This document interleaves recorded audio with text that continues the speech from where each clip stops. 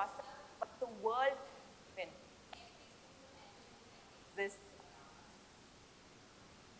Silambam is a martial art form, an ancient martial art form from Tamil Nadu, South India, with a very deep history and culture.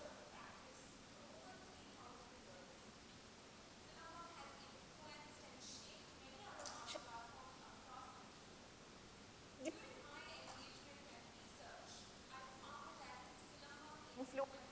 not just the physical, but the mental, emotional, and the spiritual dimensions of a practitioner. What's interesting is that over the years, it's evolved from being just a martial art form to being a sport, being practiced for fitness, a performing art, and so many other forms that are constantly being evolved every single day. So in 2015, I was selected to represent India at the World Silambam Championship. I was excited, of course nervous for my first international tournament. I went in inspired to see people from across the world practicing and competing in a Silambam tournament. I came out with a few bronze medals and a few silver medals, but my eye was fixed on that gold, which I missed. After more than a year of training, I was selected again to be a part of the Indian contingent at the South Asian Silambam Championship in 2016. As the flag bearer of the Indian team, holding the tricolor, with over 13 countries participating, more than 400 athletes, I was driven. I am going to get that gold that I missed. But 20, 30 seconds into my very first event, I landed badly, my foot got stuck in the mat, and I broke my toe. I fractured 2 toes, and I realized that I had injured myself, but I went on, completed that event, braving the pain. I knew that I had injured myself. That purple toe was not very easy to ignore. But then I channeled that power into numbing the pain. And all those thousands and thousands of hours of practice put my body on autopilot, and it was just muscle memory that was carrying me through. I went on to participate in all the other events that I had signed up for in that tournament. I won 2 goals, the 2 goals that I was looking for, and I also won the individual championship in that tournament. But that incident made me think about strength. What does strength mean? I realized I gained a lot of strength from Silambam. For evolving over the years, for getting past colonial rule and oppression to exist not just in the survival mode, but to flourish in the present day situation. I realized the strength of my mind, the strength that we all derive from our community, our team, our family, our friends.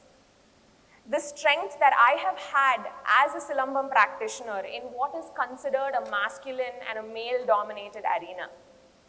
The strength that is required to rest, recover, and come back stronger. The strength that is required to know when to stop. And most importantly, the strength to carry through in what we believe in. And that made me realize that through this entire experience of competing, getting injured, recovering, of course there's strength, but there's also empathy towards ourselves and the people around us, and the power that we can channel within ourselves to get past challenges and bring out the best that belongs to us as our potential. But where did all this begin? I was 23 years old.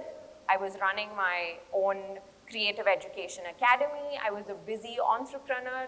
I was teaching art and design. I had 18-hour work days, 6 days a week. I was juggling 4 jobs. But my background as an artist and designer has instilled this constant curiosity in everything around me. And it was that curiosity that led me to Silambam. At a time when I had no idea what this martial art was, I signed up, and as an artist, I realized the deep history and culture that this art form had, and I did just one thing. I showed up, consistently, practiced, and learned. Showing up, I think, is one of the most important things that an individual can do in practice. And then automatically you learn and you grow. From learning how to hold a stick for the first time to understanding how one visual point of focus can give balance to the entire body no matter how fast I'm moving with any weapon that I'm holding, to understanding that it is not enough for me to be in control of my body, but also be equally aware of everything around me, Silambam developed a new dimension in me. I realized that I was teaching my students differently. I was creating art with a new realization. And I realized when we look at a martial art, we see it as aggression. We see it as a fight. We see it for all that we are tuned to understand. But during those hectic days and fast-paced life that I was leading, Silambam practice gave me a moment where my mind, body, and spirit was aligned. There was no space for anything else on my mind. It had to be 100% focus and concentration. Even without realizing it, I was meditating through Silambam. And I fell in love with Silambam. What is it? Love. To love is to care. And to care is to act. And in any sense of the word, this is what forms the basis of practice. It's not just about looking at it as a fight. A fight is also to strive. To strive and yourself. Strive for the truth. Fight for what you believe in. Fight for yourself. And that is what Silambam has taught me. The fight is not with another. The fight is within. Over the last decade of my Silambam practice, there are so many of these contrasts that have grown within me. And I realized that this is what Silambam has shown to me. About being free and grounded at the same time. Learning how to be powerful yet soft. Alert but patient. Flexible but firm in what you believe in. Reflective but open and absorbing.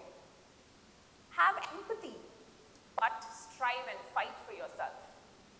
Most importantly, to be sensitive and strong with grace.